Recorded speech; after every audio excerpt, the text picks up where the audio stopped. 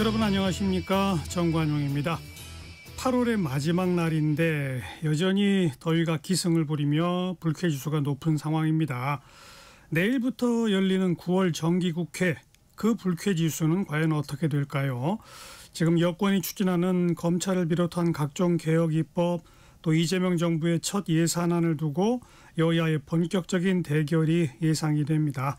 인사청문회, 대정부 질문 등의 무대가 가장 격한 공방의 장이 되겠죠. 앞으로 좀 차분하게 잘 풀려나가는 국회 기대해 보고요. 지난주에는 이재명 정부의 첫 한미 정상회담이 진행됐었죠. 그 성과와 남은 과제, 그리고 뒷이야기, 잠시 후 핫 이슈 핫피플 코너 대통령실의 위성락 국가안보실장에게 직접 들어보겠습니다.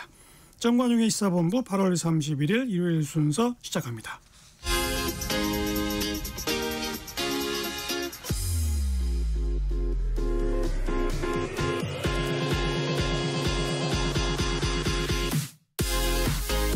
대한민국 시사의 중심, 토요일 일요일 낮 12시 10분 KBS 1라디오 정관용의 시사본부.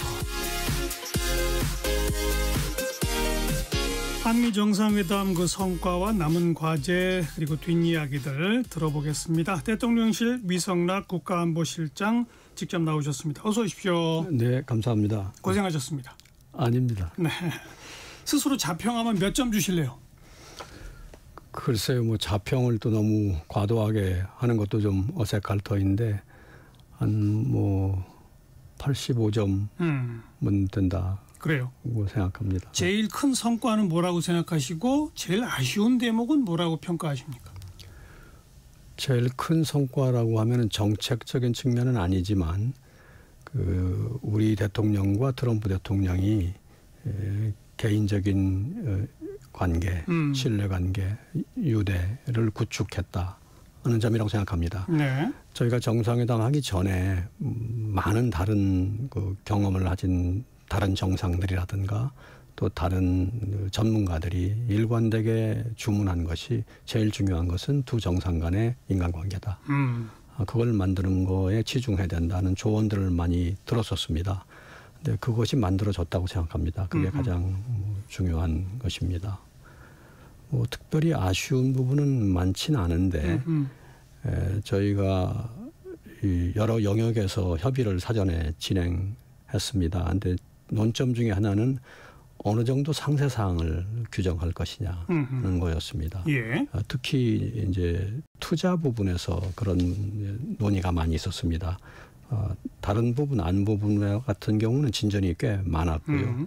상대적으로 투자 분야가 좀 적었는데 상세를 어디까지 정하느냐를 놓고 조정이 좀 덜 되어서 그 부분이 앞으로의 과제로 남아 있습니다. 네. 인간관계를 형성했다고 하셨는데 도합합해서 한 2시간 반 그 정도의 만남이잖아요. 그렇습니다. 그 사이에 인간관계가 그렇게 딱 확인이 됩니까? 우리 위 실장께서 좋은 관계를 맺었다라고 평가하시는 무슨 구체적 근거가 있어요? 그 두 분 간의 대화 내용, 또 분위기, 또 이렇게 개인적인 그런 인터액션, 그런 교감 등을 느낄 수가 있습니다. 저희는 그런 정상회담 자리에 많이 있어 보았기 때문에 그런 느낌을 갖게 되는데요. 사실 정상 간의 회동이라는 건 어떻게 보면 리스크가 있는 자리입니다. 왜냐하면 정상들은 평범한 분들이 아닙니다. 그분들은 그 위치까지 간 정치적 리더들이고 독특한 리더십, 개성, 애고, 특히 트럼프 대통령이 그렇죠. 트럼프 대통령도 그렇고 예. 또 다른 대통령, 우리 대통령을 포함하여 대부분의 리더들이 개성이 강한 분들이죠. 이제 그분들끼리 맞닥뜨려서 이번 사실 특히 처음 맞닥뜨려서 그렇죠. 중요한 이슈, 국가에 큰 국익이 걸려 있고 안보가 걸려 있고 경제가 걸려 있는 이슈를 이렇게 담판하는 자리이기 때문에 그 자리라는 게 긴장되기도 하고 자칫하면 어긋나기도 하고 그런 리스크가 많은 자리입니다. 그렇기 때문에 조심스러운 건데 그래서 많은 준비를 하죠. 우리도 많은 준비를 했고 그런데 이번에 제가 현장에서 본 거는 처음부터 어긋나가는 건 하나도 없었고 계속 서로 얘기가 어떤 선순환적으로 예, 좋은 방향으로 이어져 갔고 또 상호 존중도 있고 예양도 있고 배려도 있고 그런 거는 공개된 자리에서 한 50분간 생중계되었기 때문에 예. 여러분들이 다 본 바대로고요. 비공개 자리에서는 비공개 자리에서 사실은 더 허심탄회하고 격의가 없었다고 봐야 됩니다. 더 격이 없는 대화들이 많이 있었고 사적인 대화도 많이 있고 뭐 서로 테러에서 살아남은 사람 뭐 이런 얘기도 나왔다고 뭐 그러고. 그런 얘기도 하고 예컨대 그 얘기가 나왔으니 더 말하자면 본인이 겪었던 이야기도 상세히 얘기하고 테러 지도가 2번 있었지 않습니까? 한 번은 이제 총알이 스쳐간 거고 두 번째는 골프장에서 그 매복해 있던 예, 이제 예. 저격범이 미수에 그친 것이긴 하지만 그런 얘기도 하시고 또 그로부터 오는 약간의 후유증에 대해서도 서로 상의하고 후유증은 없느냐 서로 그걸 묻더라고요. 우리 대통령께서도 이제 자상을 당하셨지 않습니까? 그게 어느 정도 심각한 거였는지 또 그 이후에 후유증은 없는지 뭐 이런 얘기도 하시고 후유증은 뭐 두 분 다 별로 없대요? 약간 그 감각이 좀 적다고 하십니다. 우리 대통령님. 그 자상 입은 그 위치에 감각이 적다. 예, 그런 얘기들이 있었고 뭐 트럼프도 약간의 무슨 그런 얘기가 있다는 얘기를 하셨습니다. 네. 뭐 그처럼 좀 사적인 관계까지 얘기를 하시고 또 뭐 많은 그런 교감이 있구나, 인간적인 유대가 생겨났구나 느낄 만한 많은 대화들이 있었습니다. 사실 이재명 대통령에 대해서 미국 일각에서는 친중 반미 인사다 뭐 이런 인식들이 과거에 있었다라고 하는 그런 그 보도들을 우리가 많이 접했는데 진짜 그런 의심의 눈초리가 느껴지던가요? 이번 회담에서 그런 걸 느끼지 못했고 오히려 우리는 이번 회담을 하고 나서는 그런 부분이 거의 해소되었겠다라는 기대를 갖게 되었습니다. 근데 회담 준비 과정에서는 그런 것들이 좀 느껴졌나요? 회담 준비 과정에서도 그런 부분들이 많이 완화되고 없어지고 있다는 걸 알 수 있었습니다. 물론 아주 전에 수개월 전에 아니면 작년 언제 그런 때는 좀 더 있었겠지만 대선을 거치고 또 취임을 하고 많은 한미 간의 교류들이 있었기 때문에 그런 부분들이 지속적으로 희석되었다고 보고요. 결정적으로는 저희가 일본을 거쳐서 미국을 가는 이제 결단을 했고 그 부분은 미국 조야에서 굉장히 긍정적으로 받아들여졌습니다. 많은 사람들이 아주 기가 막힌 아이디어다, 브릴리언트한 아이디어다라고 하는 사람도 많았고 대부분 다 호평을 했습니다. 그래서 일본을 거쳐 미국을 간다. 한일 관계, 한미 관계를 서로 이렇게 시너지로 선순환적으로 추구한다는 것이 아까 말씀드렸던 어떤 선입견, 반중이다, 친중이다, 아니 뭐 반미다, 반일이다라는 개념을 이렇게 무화시키는데 기여한 것이라고 미국은 생각합니다. 아무튼 한일 관계가 잘 되기를 항상 강조해 왔는데 바로 그런 한미일의 그 굳건한 공조라고 하는 걸 몸으로 보여줬다 이거 아니겠습니까? 그래서 한미 관계가 더 발전하는 기초가 되었다고 생각을 합니다. 그런데 바로 이제 그 대목이에요. 일본을 거쳐서 미국을 가는데 몇몇 장관들은 일본 안 가고 바로 미국으로 갔잖아요. 그 부분 외무장관이 그렇게 했는데 왜 그랬습니까? 그거는 원래 사실은 외무장관은 가게 돼 있었습니다. 일본은 가지 않고 미국을 가도록 원래 계획이 돼 있었습니다. 그래요? 왜냐하면 일본은 그 직전에 외무장관이 개별적으로 방문하고 온 적이 있습니다. 그리고 미국과는 마지막에 점검하고 최종적으로 조율해야 될 사안들이 좀 남아 있었기 때문에 어떤 점들이 남아 있었어요?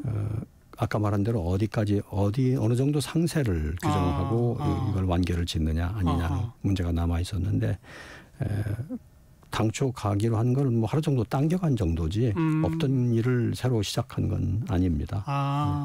갑자기 무슨 돌발적인 요구가 있어서 먼저 간 건 아니고 원래 가도록 돼 있었는데 하루 좀 당겨서 갔고 그거는 원래도 일본 방문해서 외무장관은 없도록 돼 있었습니다. 미국으로 먼저 가는 거로 돼 있었습니다. 그래요. 첫 번째 이제 논란이 됐던 게 그거고요. 두 번째는 비서실장이 왜 가느냐. 근데 그건 이제 지금 후속 보도를 통해서 많이 풀렸어요. 그리고 그 회담 있기 3시간 전에 돌발 변수.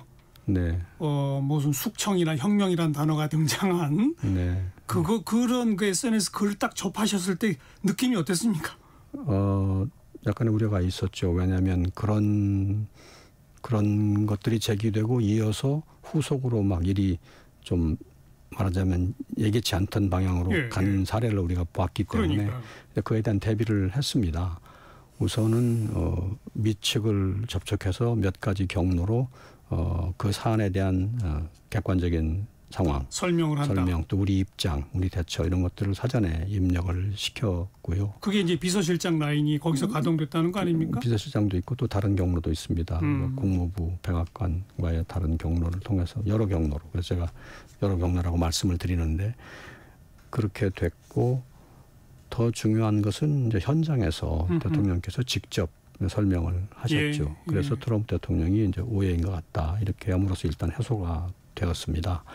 우리가 설명을 하고 대처를 잘해서 그렇게 된 점도 있을 것이고 저는 또 다른 측면에서는 기본적으로 그 사안 자체가 그렇게 문제가 될 사안이 못 된다고 저는 생각합니다. 그거는 내란이 있었고 헌법과 법률에 따라서 특검이 만들어져서 그렇죠. 이제 조사를 하고 있고 우리 시각에선 그렇죠. 특별히 그렇습니다. 그런데 미국의 입장에서 볼 때도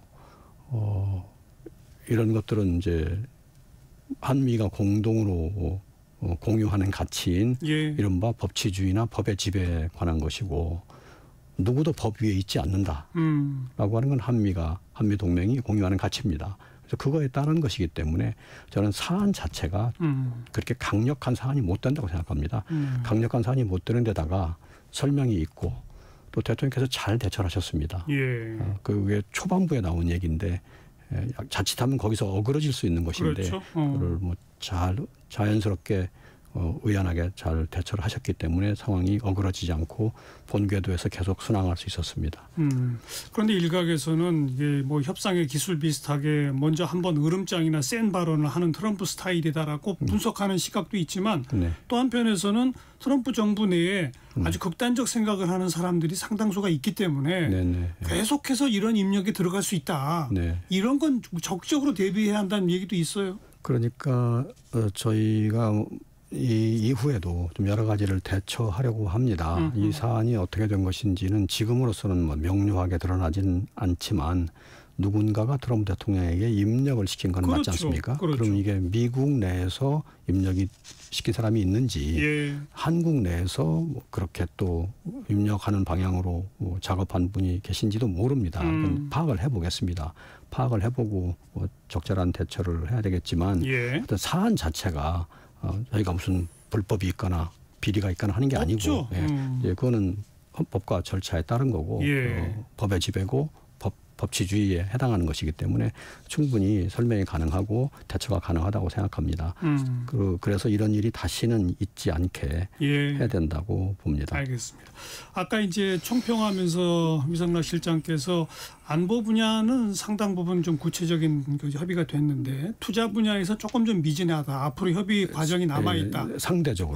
그런 말씀하셨어요. 그래서 그런데 어떤 공동 합의문이나 뭐 발표문이나 이런 게 일절 없었단 말이에요.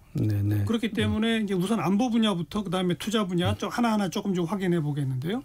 안보 분야에서는 국방비 우리가 늘리겠다 먼저 언급을 했고 미국 대통령은 그 미국 무기 많이 사달라 얘기했고 평택 기지 우리가 갖고 싶다는 얘기가 또 나왔었고 그리고 북한하고 대화하는 이야기 나왔었고 뭐 주한미군 방위비 분담 이런 얘기는 전혀 거론이 안 됐습니까? 하여튼 우선 안보 분야는 여러 이슈들이 있는데 우리가 기본적으로 잡았던 스탠스는 지금 주변의 안보 환경이 많이 변하고 있지 않느냐. 북한의 핵미사일 위협이 점증하고 있고 또 중국과 미국 사이의 뭐 대립구도, 경쟁, 또 우크라이나 전쟁 이후에 러시아의 움직임 등등이 새로운 변화이기 때문에 그런 변화에 대응하여 동맹도 거기에 적응하면 좋다. 그리고 그 방향은 우리 입장에서는 우리가 좀 더 역할을 능력을 늘리겠다. 그러면 이제 당연히 불가피하게 방위비 국방비 증액이 나옵니다. 그리고 또 필요한 미국 무기도 더 살 수도 있고 또 R&D를 더 해야 되는 부분도 그렇죠. 있고 첨단화 해야 되는 수요도 있을 것입니다. 그래서 그런 방향으로 하겠다 하는 게 우리의 이제 방향이었습니다. 말하자면 이번에 우리가 겨냥했던 서너 가지의 정책적 목표 중에 하나인 동맹의 현대화, 동맹의 현대화를 우리 실정에 맞게, 우리 국익에 맞게 적극 대응한다. 그래서 이제 국방비 증액은 나온 그렇죠. 거고 또 무기 구매도 그렇게 해서 나온 것이고 트럼프 대통령이 얘기했던 미군 기지 땅 그 부분은 그렇게 정확한 부분은 아니고요. 좀 확인해 봐야 될 부분이 더 있습니다. 제가 다른 계기에도 말씀을 드렸는데 미군 기지는 소유권을 주는 개념이 아니고 어느 나라나 또 임대하는 개념도 아닙니다. 공여라고 하는 개념인데 공여라고 하는 거는 있는 동안 무상으로 쓰도록 그렇죠. 주는 겁니다. 소유권은 아닙니다. 그래서 소유권 문제는 나오지 않는 문제인데 왜 나오는지 그건 잘 모르겠고요. 그건 그렇게 따져볼 만한 트럼프 입장에서는 트럼프 논리에서는 일관돼요. 네. 캐나다가 51번째 주다. 그린란드 갖고 싶다. 일관됩니다. 트럼프 입장에서는. 그러나 그 문제를 우리가 심각하게 검토하거나 그렇죠? 대응할 사안은 아니라고 봅니다. 미군 기지 문제는 지금 그대로고요. 미군에 대한 이른바 방위비 분담, SMA죠. 이른바. SMA에 대해서는 미국으로부터 재론하는 건 없습니다. 원래 1조 5천억 원으로 이제 시작해서 조금씩 늘어나는 합의가 지금 있지 않습니까? 그 합의를 이행하면 되는 것이고요. 이번에 새로운 요구가 나온 건 없습니다.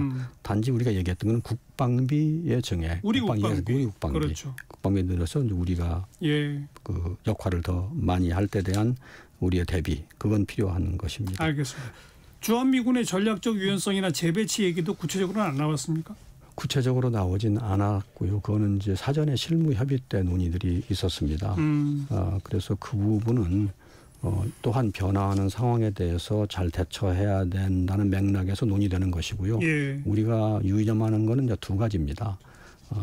이 전략적 유연성을 잘 논의를 하여서 결과적으로 한미 연합 방위가 더 튼튼해지고 그다음에 우리의 안보 환경이 더 안정되는 방향으로 해야 된다. 달리 말하면 이 논의하다가 한미 연합 방위가 어긋나거나 이완되진 않아야 된다. 또 전략적 유연성 논의의 결과로 한반도 안보가 더 위태로워져서는 안 된다. 조금 어려운 선택지입니다. 그 사이에 어떤 최적의 지점을 찾아가야 합니다. 그 노력을 하고 있고 많은 진전이 있습니다. 미국 측에서 우선 그 전략적 유연성의 구체적 내용, 주한미군의 숫자를 어떻게 하고 미국, 일본이나 어디로 어떻게 재배치하고라고 하는 구체안이 아직 안 나온 거 아니에요? 그런 건 나오지 않았고요. 그렇죠? 정상회담에서 물론 나오지 않았고 그 사전 협의에서도 그런 얘기까지 나오지는 않습니다. 알겠습니다. 단지 이제 우리가 조금 신경을 써야 될 부분은 지금 하고 있는 동맹의 현대화 논의가 잘 되면은 이제 문제가 없이 아까 말한 대로 연합 방위 능력이 계속 강화되고 우리의 안보 환경도 나빠지지 않는 상태로 우리가 이 문제를 결론 지을 수가 있고 만약에 잘 못 되면은 그 다음에는 어디로 움직일지는 가변적입니다. 왜냐하면 미국 내에서 여러 가지 방위 태세라든가 군의 태세를 검토하고 있는 과정에 있기 때문에 거기서 반영이 되면 약간의 감중얘기가 나올 수 있는 소지가 있는 것이죠. 그렇기 때문에 우리가 아까 말한 최적의 합의점을 찾아서 여러 가지 문제점에 빠지지 않고 최적의 합의를 찾아가려는 노력을 지금 하고 있다는 말씀을 드립니다. 앞으로의 협의 내용이 될 거예요. 협의 내용과 방향이 그렇게 간다는 겁니다. 그다음 이제 북한하고는 이제 대화를 요청했고 우리 대통령이 그리고 이제 그런 과정에 페이스메이커도 또 애가 등장한 거고. 트럼프는 연내에 만나고 싶다 이런 얘기를 했다고 그러죠? 그런 의지를 보였습니다. 우리 대통령께서 그 문제는 제기를 했는데 사실 북한 문제는 저희가 사전에 준비했던 의제 한 4가지 중에 하나입니다. 사실 첫째는 지금 현재 우리한테 다가온 한미관계 제1의 도전은 관세였습니다. 25% 관세, 이른바 세속적으로 말하면 관세 폭탄이 있었기 때문에 이걸 어떻게 하느냐. 그게 지난 수개월 동안 우리한테 당면한 최대 현안이었어요. 물론이죠. 그래서 이 부분 관세를 포함한 경제 통상 관계를 어떻게 안정화시키느냐. 이게 이제 첫 번째 우리 과제고요. 두 번째는 지금 미국이 제기해서 우리가 논의하고 있는 동맹의 현대화를 그렇죠. 우리 국익에 맞게 우리 처지에 맞게 이걸 소화해내느냐. 예. 그러니까 이제 동맹의 현대화. 두 번째. 세 번째로는 이런 일을 하면서도 이거는 이제 지금 어떻게 동맹을 조율할까 하는 문제인데 플러스 새로운 협력 영역을 개척해 나가야 되지 않느냐. 네. 거기가 지금 조선 문제, 원자력 문제, 첨단 기술, 그렇죠. AI라든가 그런 기술의 협력들이고 네 번째가 북한. 한반도에서의 비핵 평화를 어떻게 구축하고 대화를 예. 복원하느냐. 그 네 번째 맥락 차원에서 지금 대통령께서 그 얘기를 하신 거죠. 미국이 좀 적극적으로 네. 움직여서 그걸 해보라. 네. 미국이 피스메이커고 우리는 페이스메이커다. 그렇죠. 그 접근은 사실은 그 접근의 요체는 굉장한 실용주의라고 저는 생각합니다. 여기서는 누가 이걸 주도하느냐 하는 건 중요치 않다는 우리 입장이 들어 있습니다. 그걸 밝힌 거죠. 예, 밝힌 거죠. 그러니까 이거는 중요한 것은 지금처럼 첨예한 긴장과 대립 속에 있고 핵과 미사일이 날로 증강하는 추세에 있는 이 현상을 둘 수 없지 않느냐. 네. 계속 늘어나는 핵과 미사일을 일단 스톱시켜야 될 거 아니냐. 동결. 예, 동결이 아닙니다. 저희는 동결이라는 말보다는 중단이라는 말, 스톱이라는 말을 더 많이 씁니다. 지금 와서는요. 원래 동결이라는 말로도 소개됐지만 지금은 중단이라는 말을 많이 씁니다. 그러니까 스톱시켜야 된다. 스톱시키고 그다음에 이걸 되돌려야 된다. 그래서 스톱시키는 일을 하려면 대화를 해야 되는데. 그럼 앞으로도 그 3단계가 동결이 아니라 중단으로 시작합니까? 같은 말입니다. 같은 말인데 이제 동결이라는 용어보다는 스톱이라는 용어가 조금 더 많은 미국인들한테는 더 그 공감을 일으키기 좋습니다. 예.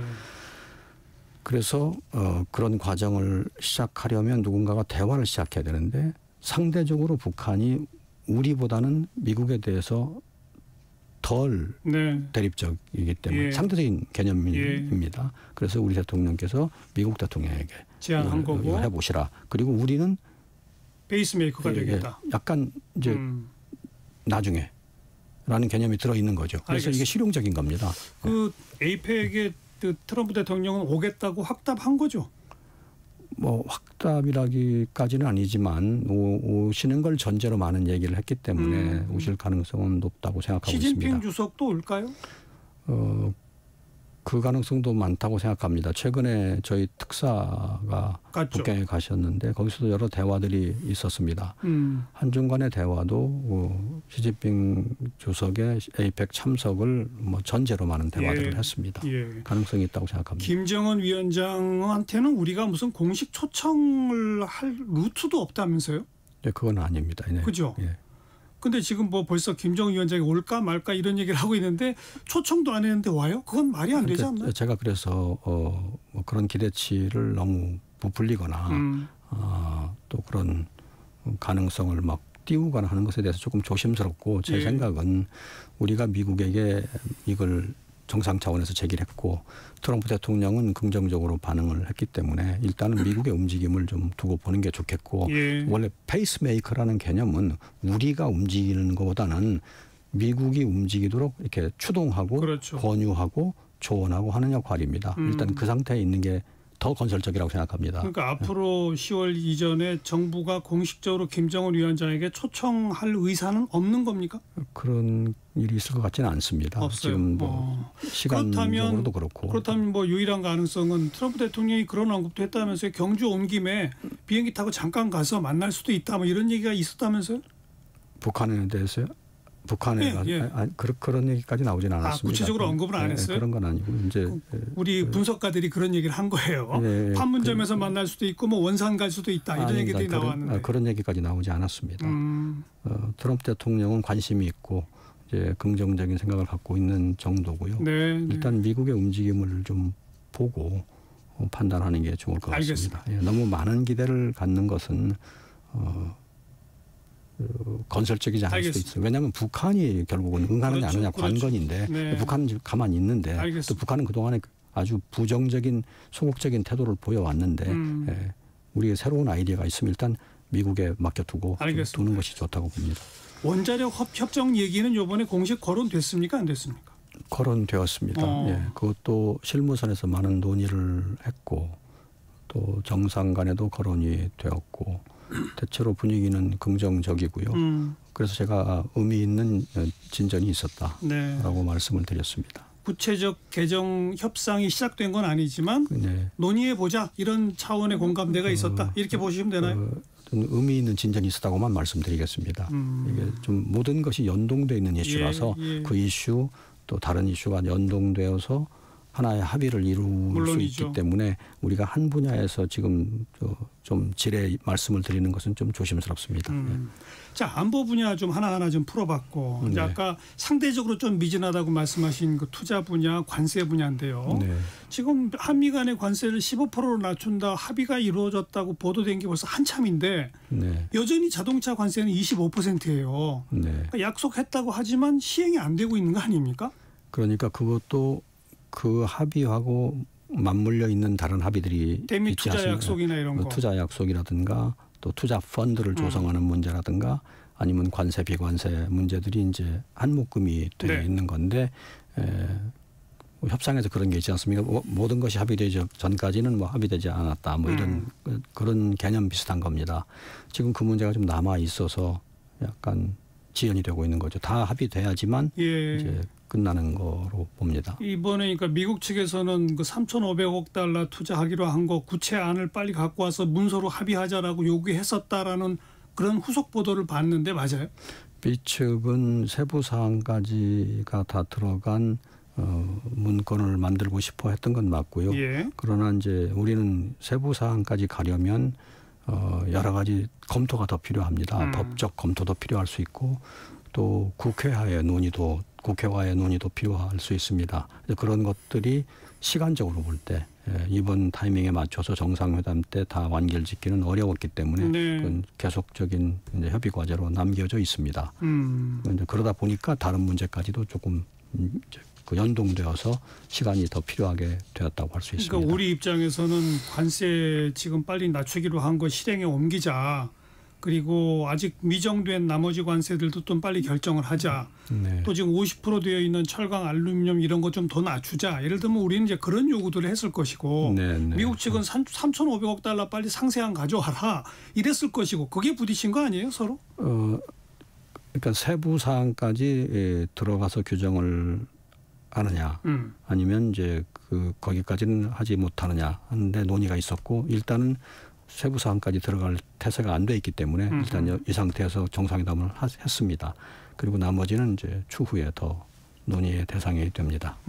그 나머지 추후에 논의 대상으로 되면서 우리가 시간을 벌었으니까 오히려 우리로선 잘된 거다라고 하는 평가가 한편에 있고 한편에서는 야당을 중심으로 3,500억 약속한 데다가 이번에 또 1,500억 또 있지 또 뭐 그 뭡니까 뭐 마스가 또 따로 있지. 뭐 이거 다 합하면 어마어마하다. 퍼주기만 했다. 뭐 이런 평가도 또 있어요. 꼭 그렇진 않습니다. 이 투자라고 하는 것은 이제 1,500억 정도의 투자인데 그거는 없던 것을 새로 돈을 내서 하는 게 아니라 우리 기업들의 기존 계획, 기존 계획들을 모아놓은 것이고 그거는 지난번에 7월 30일 날 트럼프 앞에서 우리가 하나의 큰 틀의 합의를 이룰 적에도 그렇게 돼 있었습니다. 액수만 안 나왔지 투자는 정상회담에서 발표된다. 그렇게 이미 예고가 된 겁니다. 그리고 3,500억은 그때 나온 수치죠. 3,500억은 그냥 새로 신규 투자라기보다는 투자를 위한 펀드를 만드는 거고 그 안에는 이제 다양한 형태의 대출 보증 또 뭐 지분 등등이 이제 망라된 것들은 아직은 미정입니다. 근데 거기서 아직 한미 간의 입장 차이가 있는 거죠. 있는 거죠. 그런 거고 이런 형태는 우리만의 사례가 아니고 일본하고도 일본 EU 다 그렇죠. 일본 똑같습니다. 일본은 5,500억이 그 펀드에 설정돼 있고 일본도 그 외에 직접 투자도 따로 있습니다. 그러니까 우리가 퍼졌다고 말하는 거는 그 야당의 공세고요. EU는 6천억 투자 뭐 7,500억 달러 구매로 돼 있습니다. 그러니까 EU는 EU대로 또 있고 우리는 우리대로 있고 그렇습니다. 이게 우리한테만 국한된 문제는 아닙니다. 그리고 그 일본도 EU도 아직 구체안에까지 가진 않은 상태인 건 마찬가지니까. 일본도 그런 협의를 구체를 협의하고 있는 단계입니다. 우리도 조금 더 시간을 갖고 내용을 채워나갈 필요가 있다. 이런 말씀이신 거죠? 네, 그렇습니다. 그 이번 정상회담 그 준비하는 과정에서 미국 측이 뭐 몇 번에 걸쳐서 이러면 이번 정상회담 못한다는 식의 반응까지 나왔다라는 보도도 있었거든요. 네. 실제 그랬었습니까? 저는 그렇게 보지 않습니다. 미국 내에서 여러 사람들이 플레이어가 있고 여러 협상자들이 있기 때문에 협상자들 중에서 어떤 입장을 취했을 수는 있지만 저희가 공식적인 한미 간의 대화 협상 과정에서 그렇게 되진 않았고요. 정상회담을 하는 방향은 시종일관 하는 건데 어느 단계까지 완결을 짓느냐, 모든 걸 다 완결을 짓느냐, 아니면 부분적으로 완결을 짓고 하느냐 하는 논의를 끝까지 했고 논란도 많이 있었지만 결국은 정상회담을 성공적으로 한다. 그리고 나머지는 이제 계속 협의한다. 이렇게 정리가 된 겁니다. 그런데 아무튼 제 말대로 미국 측에서 이러면 정상회담 못한다는 말이 구체적으로 나왔나요? 저는 그렇게 보지 않습니다. 그런 말을 한 사람이 개인이 있을 수는 있지만 그게 큰 의미를 갖지는 않습니다. 실무 협의 과정에서 공식적으로 등장한 용어는 아니에요? 그건 뭐 따질 가치가 없다고 봅니다. 가령 혼사가 잘 이루어졌으면 그 전에 혼담 과정에서 있었던 얘기를 다 내주할 고절할 필요는 없습니다. 네, 앞으로 잘 해 나갈 것을 하면 되고요. 그 사이에서 누군가가 무슨 말을 했을 수도 있지만 그거가 공식적인 입장인지 아닌지 알 수 없습니다. 너무 의미를 주는 것은 미래를 위하여 그렇게 바람직하지 않습니다. 그런 말이 나오긴 나왔군요. 그런 사람이 있을 수 있죠. 누군가 있을 수 있지만 알겠습니다. 큰 의미라고 볼 수는 없습니다. 뭐 안보 분야도 그렇고 투자 분야도 그렇고 관세 분야도 그렇고 남은 과제가 참 많은데 정말 우리 국익에 비추어서 좋은 성과를 계속 하나하나 매듭지어 나갈 수 있기를 기대해 보겠습니다. 네. 오늘 나와주셔서 고맙습니다. 감사합니다. 네, 감사합니다. 대통령실의 위성락 안보실장, 국가안보실장 함께 만났습니다. 12시 42분쯤 지났네요. 기상청 교통정보센터 차례로 연결합니다. 송소진 씨. 오늘도 늦더위가 이어지는 가운데 남부지방에는 비가, 중부지방에는 소나기가 내리겠습니다. 현재 제주도와 전남, 경남 지역을 중심으로 비가 오고 있고요. 특히 광주와 담양에는 시간당 30mm가 넘는 매우 강한 비가 벼락과 돌풍을 동반해 쏟아지고 있습니다. 비는 차츰 그 밖의 남부지방으로 확대되겠습니다. 서울 등 중부 일부 지역에는 소나기가 오는 곳이 있습니다. 중부지방은 대기가 불안정해서 저녁까지 곳곳에 5에서 60mm 정도의 소나기가 내리겠고요. 밤에는 비구름이 중부지방까지 올라오면서 비가 전국으로 확대되겠습니다. 내일까지 예상되는 비의 양은 경남과 제주도는 20에서 많은 곳은 100mm 이상, 경북과 전라 남북도는 5에서 60mm, 수도권 등 중부지방은 30에서 80mm가 되겠지만 가뭄이 심각한 강원 동해안에는 5mm 안팎의 적은 양의 비가 올 전망입니다. 오늘 낮 기온은 서울, 부산 31도, 광주와 제주 32도, 대전 33도, 대구, 강릉 34도까지 오르며 폭염이 계속되겠습니다. 현재 서울의 기온은 31.1도입니다. 날씨 정보였습니다. 이어서 이 시각 교통 상황을 KBS 교통정보센터 서희영 씨가 전해드립니다. 네, 정오가 지나자 고속도로 상행선 정체가 밀리기 시작합니다. 서울 양양고속도로 서울 쪽 설악에서 서종까지 속도가 더디고요. 또 화도까지도 이동량 꾸준합니다. 영동고속도로 인천 쪽으로 진부 3터널에서 진부 2터널까지 이동량 많습니다. 광주 언주고속도로 광주 방향은 광주 휴게소에서 동곤잠까지 밀려 지납니다. 서해안고속도로 서울 방향입니다. 광명역에서 금천까지 정체고요. 경부고속도로 서울 쪽으로 옥산분기점에서 청주 휴게소까지 밀리고 오산과 수원에서 속도 주춤합니다. 또 양재에서 반포까지도 이동량 꾸준한 편이고요. 이어서 논산 천안고속도로 천안 방향 내촌 2교에서 인풍교까지 속도 내기 어렵습니다.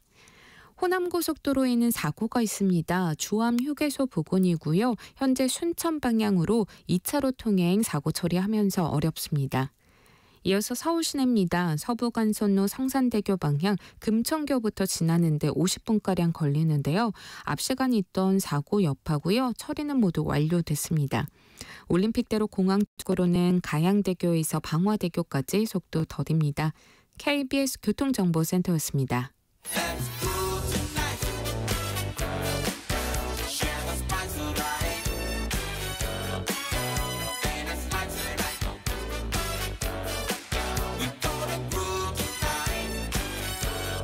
국민 MC 정관용.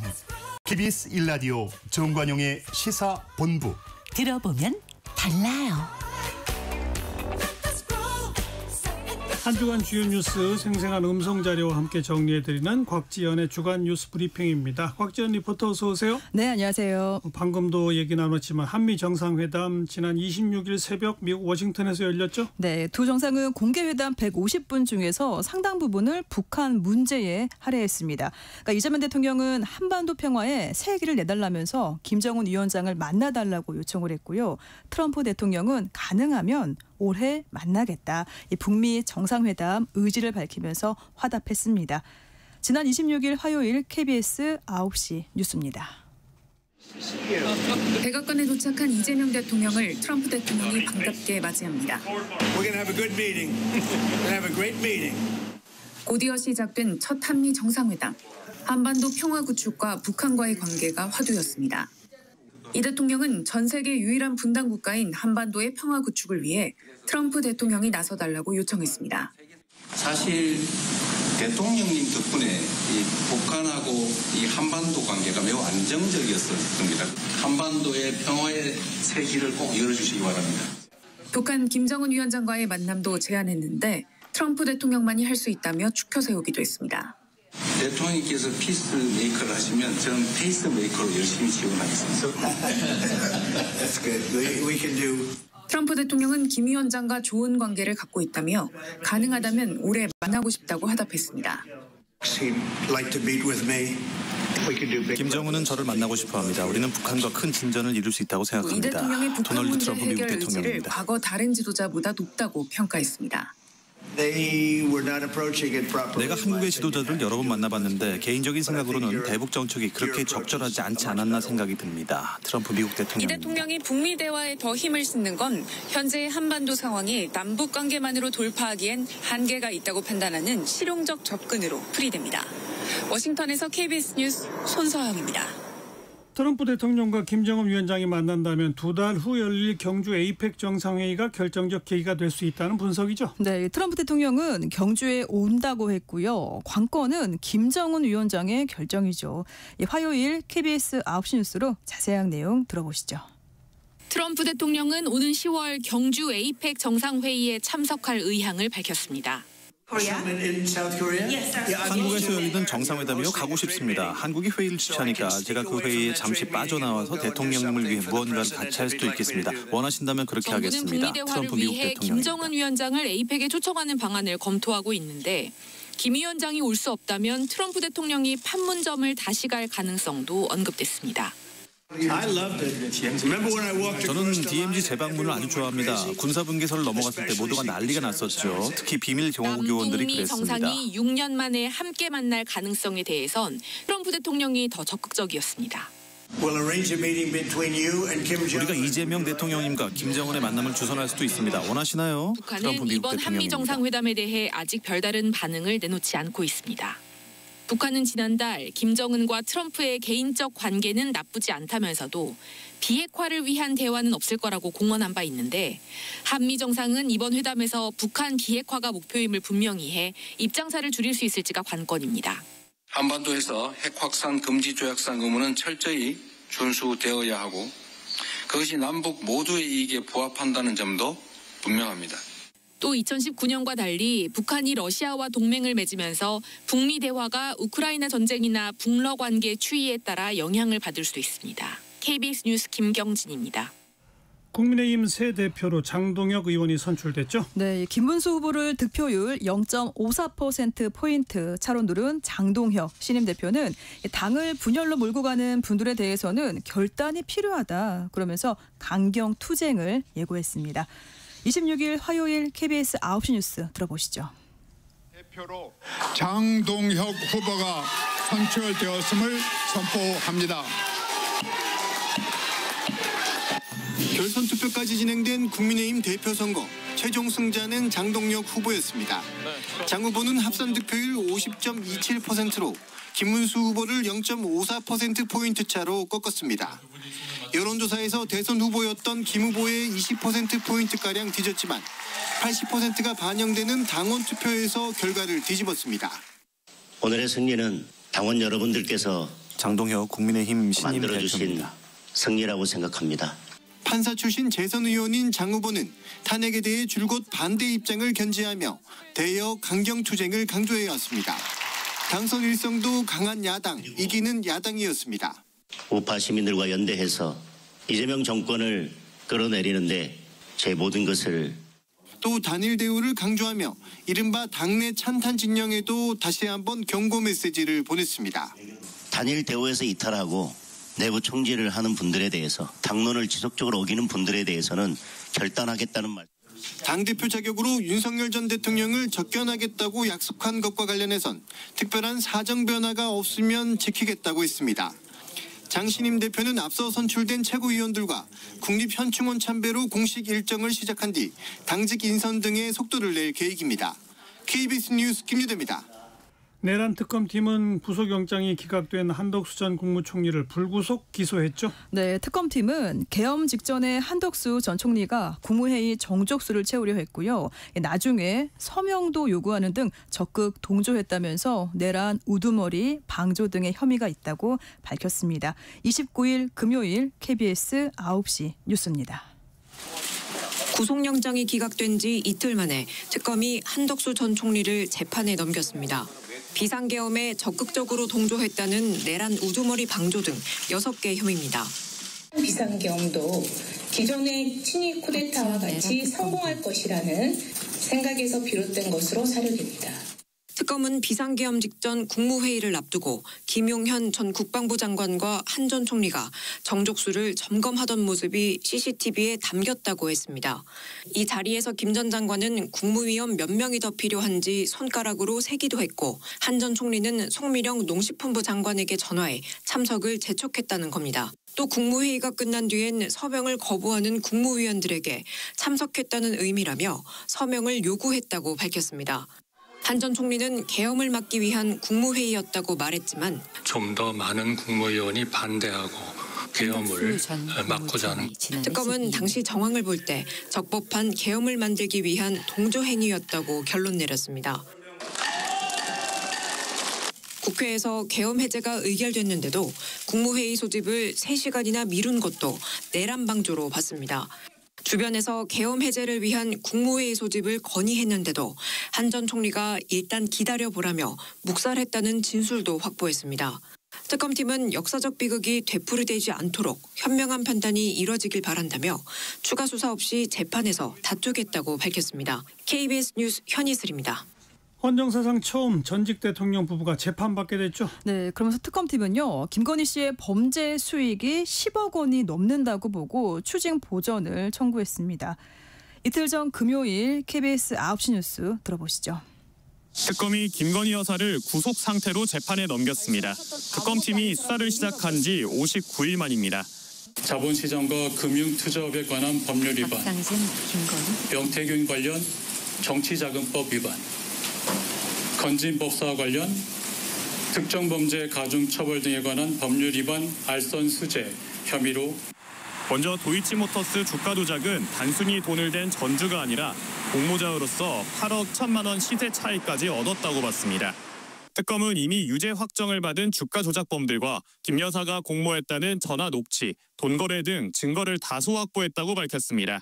또 윤석열 전 대통령과 공모해 명태균 씨로부터 2억 7천만 원 상당, 58차례의 여론조사 결과를 무상으로 받고 김영선 전 국민의힘 의원에게 공천을 줬다고 봤습니다.